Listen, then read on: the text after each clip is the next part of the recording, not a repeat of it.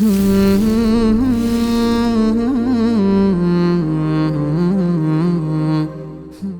علیکم ورحمۃ اللہ وبرکاتہ۔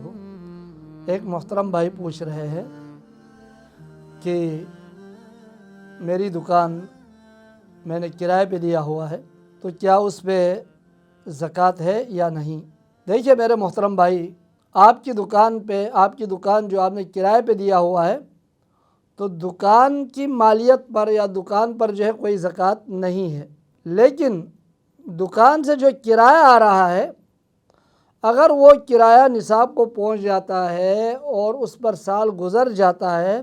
تو اس صورت میں اس پہ زکوٰۃ ہے، آپ کو زکوٰۃ دینا آپ پر فرض ہے، اس کی زکوٰۃ دینا آپ پر فرض ہے۔ اگر وہ کرایہ آپ کے پاس جمع ہو کر رہتا ہے اور وہ نصاب کو پہنچا ہوا ہے، اس پر سال گزر جاتا ہے تو اس پہ زکوٰۃ ہے،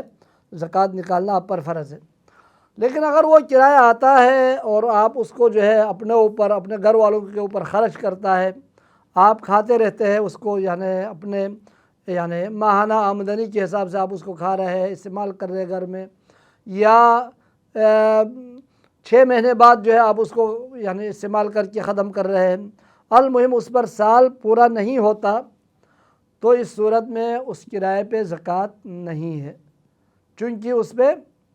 ایک تو وہ نصاب کو نہیں پہنچ رہا ہے، اگر نصاب کو پہنچ جائے تو اس پہ سال نہیں گزر رہا ہے۔ ہاں، اگر وہ کرایہ نصاب کو پہنچ جائے